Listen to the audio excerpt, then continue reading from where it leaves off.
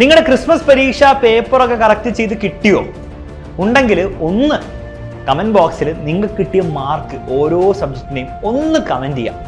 എനിക്കറിയാം നിങ്ങൾക്ക് കമന്റ് ചെയ്യാനും അതിനെപ്പറ്റി ആലോചിക്കാൻ പോലും വലിയ താല്പര്യം ഉണ്ടാവില്ല മിക്ക കുട്ടികൾക്കും. പക്ഷെ പേടിക്കണ്ട, നമുക്ക് പബ്ലിക് എക്സാം ആവുമ്പോഴത്തേക്കും ഈ മാർക്കൊക്കെ വളരെ പ്രൗഡായിട്ട് കമന്റ് ചെയ്യാൻ തക്ക രീതിയിൽ ആക്കാനുള്ള പ്ലാൻ നിങ്ങൾക്ക് പറഞ്ഞുതരാം. നിങ്ങൾ ക്രിസ്മസ് എക്സാമിൽ തോറ്റവരാണെങ്കിൽ പോലും പബ്ലിക്കിൽ തിരിച്ചെങ്ങനെ അത് പിടിച്ചെടുക്കണം എന്നുള്ള കാര്യങ്ങളാണ് വളരെ ഷോർട്ടായിട്ട് നമ്മൾ സംസാരിക്കാൻ പോകുന്നത്. ഈ വീഡിയോ നിങ്ങൾക്ക് യൂസ്ഫുൾ ആയെങ്കിൽ തീർച്ചയായും നിങ്ങളുടെ എല്ലാ ഫ്രണ്ട്സിനും നിങ്ങൾ ഷെയർ ചെയ്തിരിക്കണം. ആദ്യം നിങ്ങൾ മനസ്സിലാക്കേണ്ട 2-3 ഇമ്പോർട്ടൻറ്റ് ഫാക്ട്സ് ഉണ്ട്.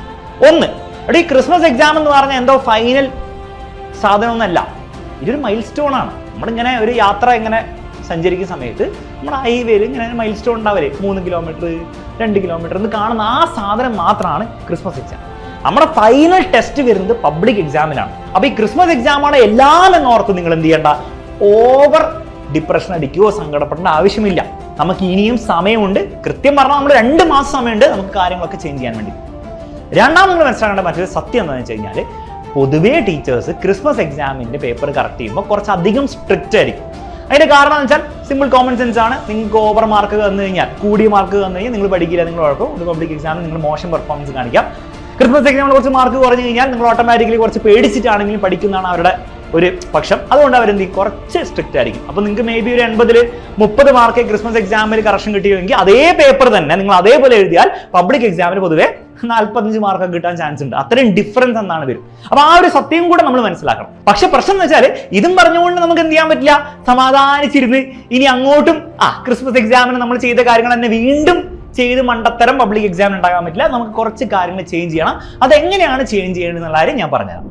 ആദ്യം നിങ്ങൾ ചെയ്യേണ്ട കാര്യം, നിങ്ങൾക്ക് പേപ്പർ കിട്ടിക്കഴിഞ്ഞാൽ നിങ്ങൾ ആ പേപ്പറിനെ നിങ്ങൾ സ്വയം നിങ്ങളുടെ കഴിവിനെയോ നിങ്ങളുടെ പഠനത്തിനോ ജഡ്ജ് ചെയ്യാൻ വേണ്ടിയിട്ട് ഞാൻ ഇത് പൊട്ടയാണ് ആ രീതിയിൽ ചിന്തിക്കാൻ വേണ്ടിയിട്ടല്ല ഉപയോഗിക്കേണ്ടത്. നിങ്ങളൊരു പീസ് ഓഫ് ഡേറ്റ ആയിട്ട് ഉപയോഗിക്കാം. നിങ്ങൾക്കൊരു ഇൻഫർമേഷൻ കിട്ടിയിരിക്കുകയാണ്. നിങ്ങൾക്ക് എന്താ ഇൻഫർമേഷൻ കിട്ടിയത്? ഫിസിക്സ് എടുക്കുകയാണെങ്കിൽ അല്ലെങ്കിൽ മാത്സ് എടുക്കുകയാണെങ്കിൽ ഏതൊക്കെ ഭാഗങ്ങളിലാണ് നിങ്ങൾക്ക് നിങ്ങളുടെ സ്ട്രോങ് ഏരിയാസ് അതുണ്ടെങ്കിൽ, ഏതൊക്കെ ഭാഗങ്ങളാണ് നിങ്ങൾ വളരെ വീക്ക് ആയിട്ടുള്ള, ഏതൊക്കെ ചാപ്റ്റേഴ്സിലാണെങ്കിൽ ഏതൊക്കെ തരം ചോദ്യങ്ങളാണ്, അത് കൃത്യമായിട്ട് സ്റ്റഡി ചെയ്യാനുള്ള ഡേറ്റയാണ് നിങ്ങളുടെ കറക്റ്റ് ചെയ്ത് വന്ന ആൻസർ ഷീറ്റ്. തെറ്റ് കിട്ടിയ ഉത്തരങ്ങൾക്കൊക്കെ നിങ്ങൾ വീക്കാണ്, നിങ്ങളത് ശരിയാക്കി എടുക്കേണ്ട പോർഷൻസ് ആണ്. കറക്റ്റ് കിട്ടിയ സാധനങ്ങളൊക്കെ നിങ്ങൾ സ്ട്രോങ് ആയിട്ടുള്ള പോർഷൻസ് ആണ്. അതിനുവേണ്ടി നമ്മൾ ഓവർ സമയം വേസ്റ്റ് ചെയ്യേണ്ട ആവശ്യമില്ല. അപ്പൊ ആ ഒരു കാര്യം നമ്മൾ ആദ്യം സ്റ്റഡി ചെയ്യേണ്ടതാണ് വേണ്ടത്. നിങ്ങൾ അത് സ്റ്റഡി ചെയ്യുമ്പോൾ നിങ്ങൾ 3 തരം മിസ്റ്റേക്സ് ഉണ്ടാക്കി നിങ്ങൾക്ക് കാണാൻ പറ്റും. ഫസ്റ്റത്തെ നോളേജ് ഗ്യാപ്പാണ്. അതായത് നിങ്ങൾക്ക് ഒരു ചോദ്യം വന്നു, നിങ്ങൾ അതിന്റെ ഉത്തരം എഴുതിയില്ല. കാരണം എന്തായിരുന്നു? നിങ്ങൾക്ക് അതിനുള്ള നോളേജ്, അതിന്റെ അറിവ് നിങ്ങൾക്ക് ഇല്ലായിരുന്നു. അപ്പൊ അങ്ങനത്തെ കാര്യങ്ങൾ, അങ്ങനത്തെ ടോപ്പിക്സ്, അങ്ങനത്തെ ചാപ്റ്റേഴ്സ്, അങ്ങനത്തെ ചോദ്യങ്ങൾ നിങ്ങൾ എന്ത് ചെയ്യണം? നിങ്ങൾ പഠിച്ചെടുക്കണം. അതാണ് ഫസ്റ്റ് ടൈപ്പ് മിസ്റ്റേക്ക്. രണ്ടാമത്തെ തരം മിസ്റ്റേക്ക് ആണ് മെമ്മറി ഗ്യാപ്പ്.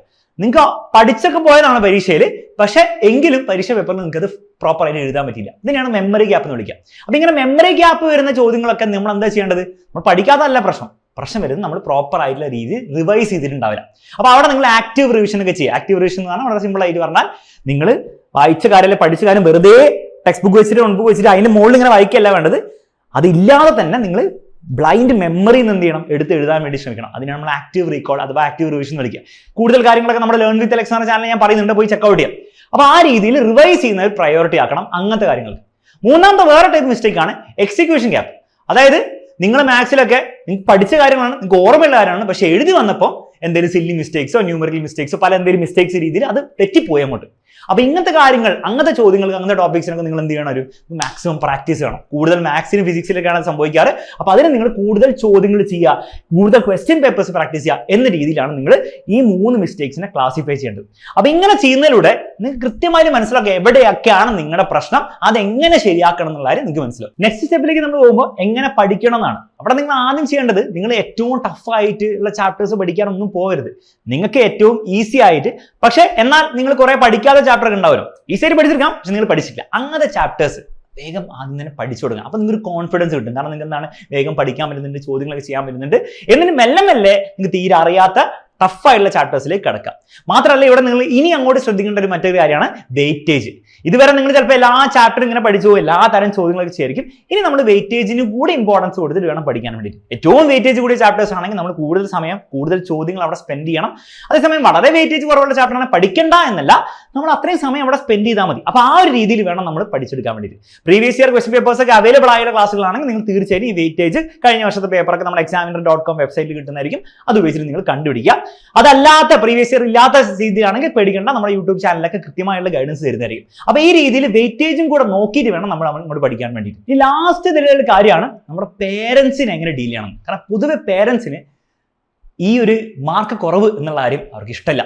കാരണം അവർ കഷ്ടപ്പെട്ട് പണിയൊക്കെ എടുത്തിട്ടായിരിക്കും നിങ്ങളെ സ്കൂളിൽ പറഞ്ഞയക്കുന്നത്, നിങ്ങൾ പഠിച്ചോളൂ എന്നുള്ള ഒരു പ്രതീക്ഷയോടെ.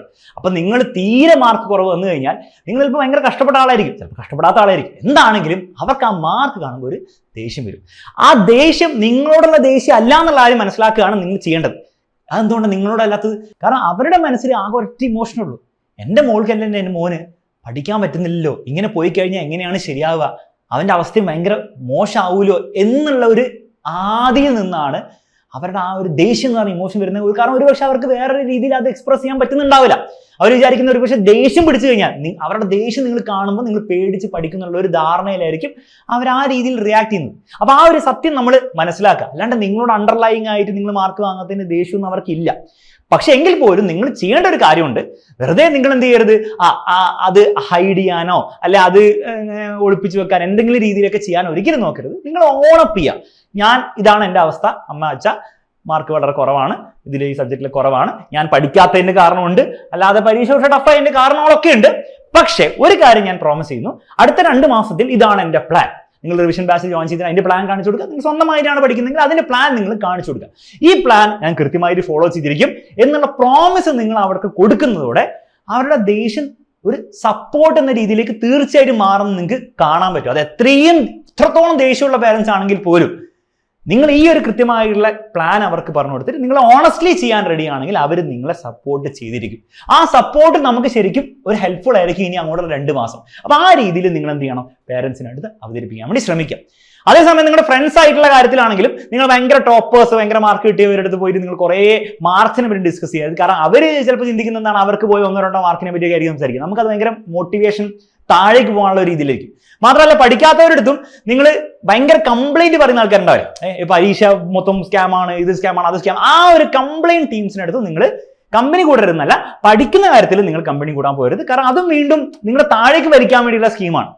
നിങ്ങൾ കമ്പനി കൂടുന്നുണ്ടെങ്കിൽ, അറ്റ്ലീസ്റ്റ് പഠിക്കുന്ന കാര്യത്തിൽ കമ്പനി കൂടുന്നുണ്ടെങ്കിൽ നിങ്ങൾ തീർച്ചയായിട്ടും ഇംപ്രൂവ് ചെയ്യണം എന്നുള്ളൊരു മെന്റാലിറ്റിയോടുകൂടെ, അങ്ങനെ ഒരു മെന്റാലിറ്റി ഉള്ള ഫ്രണ്ട്സിനെ നിങ്ങൾക്ക് ഉണ്ടാക്കിയെടുക്കാൻ പറ്റുമെങ്കിൽ അവരുടെ ഒപ്പം കമ്പൈൻ സ്റ്റഡിയും അങ്ങനത്തെ കാര്യങ്ങളൊക്കെ ചെയ്യുന്നത് നല്ലൊരു ഐഡിയ ആയിരിക്കും. പക്ഷെ ഞാൻ ഈ പറഞ്ഞ കാര്യങ്ങൾ സാറ്റിസ്ഫൈ ആവുന്നുണ്ടെങ്കിൽ മാത്രം ആ പണിക്ക് പോയാൽ മതി, അല്ലെങ്കിൽ സ്വന്തം ഇരുന്ന് പഠിക്കുന്നതാണ് എപ്പോഴും നിങ്ങൾക്ക് നല്ലത്. അപ്പൊ ഈ രീതിയിൽ വെയിറ്റേജും കൂടെ ശ്രദ്ധിച്ചിട്ട് വേണം ഇനി അങ്ങോട്ട് നമ്മൾ ഓരോ ചാപ്റ്ററിനും സമയം സ്പെൻഡ് ചെയ്യാൻ വേണ്ടി.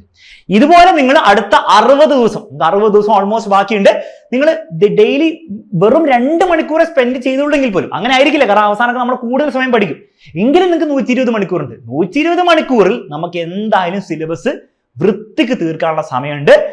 കുറച്ചും കൂടി നമ്മൾ അടിപൊളിയായിട്ട് ഹാർഡ് വർക്ക് ചെയ്യാൻ റെഡി ആണെങ്കിൽ തീർച്ചയായിട്ടും മക്കളെ A+ കിട്ടാനുള്ള എല്ലാ കഴിവും നിങ്ങൾക്കുണ്ട്. അത് ആർക്കും ഉണ്ടെന്നാണ് സത്യം, അത് നിങ്ങൾക്കും ഉണ്ട്. അതുകൊണ്ട് വർക്ക് ചെയ്യാൻ റെഡി ആവാം ഞാൻ ഈ പറഞ്ഞ പോലെ. ഇനി ഈ ഒരു കാര്യത്തിന് നിങ്ങൾക്ക് പ്രോപ്പർ ആയിട്ടുള്ള സ്ട്രക്ചേർഡ് ആയിട്ടുള്ള രീതിയിൽ ക്ലാസ്സസ് വേണമെങ്കിൽ, കാരണം നിങ്ങൾ നിങ്ങളുടെ രീതിയിൽ പഠിക്കാൻ പോകുമ്പോൾ ഏറ്റവും വലിയ പ്രശ്നം ഏത് ക്ലാസ് കാണും, എവിടുന്ന് പഠിക്കും, ഏത് ഗൈഡ് ഉപയോഗിക്കും, ഏത് രീതിയിൽ ചോദ്യം ചെയ്യും, ഇതൊക്കെ തന്നെയാണോ പരീക്ഷയിൽ വരിക എന്നുള്ള ഒരു രീതിയിലുള്ള ഒരു ഗൈഡൻസ് ഇല്ലെങ്കിൽ നിങ്ങൾക്ക് പഠിക്കാൻ ഭയങ്കര കൺഫ്യൂസിങ് ആയിരിക്കും. മാത്രമല്ല കുറേ സമയം അങ്ങനെ പോകും. അപ്പോൾ പ്രോപ്പർ ആയിട്ടുള്ള ഗൈഡൻസ്, ഏറ്റവും കൃത്യമായുള്ള ക്ലാസ്സുകൾ, കൃത്യമായുള്ള ചോദ്യങ്ങൾ, അത് സ്ട്രക്ചേർഡ് ആയിട്ടുള്ള രീതിയിൽ സിലബസ് കറക്റ്റായിട്ട് തീർക്കുന്ന രീതിയിൽ ഫസ്റ്റ് മുതൽ നിങ്ങൾക്ക് പഠിച്ചെടുക്കണമെങ്കിൽ എക്സാമിനറിന്റെ റിവിഷൻ ബാച്ചിൽ ജോയിൻ ചെയ്യുന്ന കാര്യം നിങ്ങൾ കൺസിഡർ ചെയ്യുക.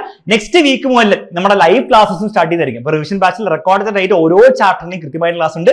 അതിൽ നിങ്ങൾക്ക് ഓരോ ചാപ്റ്ററും വൃത്തിക്ക് പഠിച്ചെടുക്കാം. ഒന്നും അറിയില്ലെങ്കിൽ പോലും നിങ്ങൾ അത് കണ്ടു കഴിഞ്ഞാൽ നിങ്ങൾക്ക് ആ ചാപ്റ്ററിന്റെ A to Z പഠിച്ചെടുക്കാം. അതുകൂടാതെ ഓരോ ചാപ്റ്ററും നിങ്ങൾക്ക് ലൈവ് ആയിട്ടുള്ള ക്വസ്റ്റ്യൻ ഡിസ്കഷനും കാര്യങ്ങളും ഉണ്ട്. അതിൽ കൂടി വന്നു കഴിഞ്ഞാൽ നിങ്ങൾക്ക് എക്സ്ട്രാ ഒരു റിവിഷനും പ്ലസ് ക്വസ്റ്റ്യൻ പ്രാക്ടീസും കൂടി ആയിട്ടുണ്ട്. അപ്പൊ ആ കാര്യം കൂടെ നമ്മൾ നെക്സ്റ്റ് വീക്ക് സ്റ്റാർട്ട് ചെയ്യുന്നതോടെ നിങ്ങൾക്ക് വലിയൊരു അഡ്വാൻറ്റേജ് ആയിരിക്കും ഉണ്ടാവുക. അപ്പൊ തീർച്ചയായും നിങ്ങൾക്ക് പ്രോപ്പർഡ് ആയിട്ടുള്ള സ്ട്രക്ചേർഡ് ആയിട്ട് ഈ റിവിഷൻ കിട്ടണമെങ്കിൽ, അത് class plus question practice plus എല്ലാ കാര്യങ്ങളും കിട്ടണമെങ്കിൽ നമ്പറും ഡീറ്റെയിൽസും കൊടുത്തിട്ടുണ്ട്, ജോയിൻ ചെയ്യുന്നവരെ കൺസിഡർ ചെയ്യാം. അവസാനം എനിക്ക് പറയാനുള്ള അത്രേ ഉള്ളൂ, നിങ്ങൾ നിങ്ങളുടെ ലൈഫിനെ ഒരു സിനിമ പോലെ അങ്ങോട്ട് കരുതുക. സിനിമയിൽ എപ്പോഴും എല്ലാവരും ഇടിച്ചിടുന്ന ഒരു ഹീറോ ആണെങ്കിൽ ആ സിനിമ ആക്ച്വലി വലിയ രസമൊന്നും ഉണ്ടാവില്ല, ഭയങ്കര ബോറിങ് സിനിമയായിരിക്കും. എപ്പോഴാണ് ആ സിനിമ എക്സൈറ്റിംഗ് ആവാം? വില്ലൻ വന്ന് ഹീറോനെ ഇടിച്ചിടിച്ച് താഴ്ത്തി ഹീറോയ്ക്ക് ഒന്നും ചെയ്യാൻ പറ്റാത്ത അവസരത്തിൽ, എല്ലാ വിശ്വാസവും പോയ ഒരു അവസരത്തിൽ നിന്ന് അയാളെ തിരിച്ചു കയറുമ്പോഴാണ് ആ സിനിമ ആക്ച്വലി ഒരു പവർഫുൾ സിനിമയായി മാറുന്നത്. നിങ്ങളുടെ ലൈഫും ഒരു സിനിമയാണെങ്കിൽ അതൊരു അടിപൊളി എക്സൈറ്റിംഗ് നല്ല ക്ലൈമാക്സ് ഉള്ള ഒരു സിനിമ ആക്കാൻ വേണ്ടിയിട്ട് നിങ്ങൾക്ക് സമയമുണ്ടെന്ന് മാത്രമല്ല, നിങ്ങൾക്ക് അതിനുള്ള കഴിവുണ്ട്. നിങ്ങൾ ശരിക്കും വർക്ക് ചെയ്താൽ ആ ഒരു എൻഡ്, സിനിമയുടെ എൻഡ് ഗംഭീരമായിരിക്കും എന്നുള്ള കാര്യം ഉറപ്പുമാണ്. അപ്പൊ ഒരു കാര്യവും നിങ്ങൾ ആലോചിക്കാൻ ഇവിടെ നിൽക്കേണ്ട ആവശ്യമില്ല. വീഡിയോ അടച്ചു വെക്കുക, നേരെ ക്വസ്റ്റ്യൻ പേപ്പർ നിങ്ങൾ കിട്ടിയ ആൻസർ ഷീറ്റ് എടുക്കുക, അതിൽ തെറ്റിപ്പോയ കാര്യങ്ങൾ എങ്ങനെയാണ് തെറ്റിയത്, എന്തുകൊണ്ടാണ് തെറ്റിയത്, അത് എങ്ങനെ ശരിയാക്കും എന്നുള്ള ഞാൻ പറഞ്ഞ പ്രകാരം നിങ്ങൾ എന്ത് ചെയ്യുക, പണി തുടങ്ങുക. ആ പണി ഇനി 2 മാസം നിങ്ങൾ ചെയ്യാൻ റെഡി ആണെങ്കിൽ മക്കളെ, ഞാൻ ഗ്യാരണ്ടി ചെയ്യുന്നു നിങ്ങളുടെ സിനിമയായിരിക്കും ഈ വർഷം ഓസ്കാർ അടിക്കാൻ പോകുന്നത്. കൂടുതലൊന്നും പറയുന്നില്ല, മറ്റൊരു വീഡിയോയിൽ വീണ്ടും കാണാം. Bye bye and take care.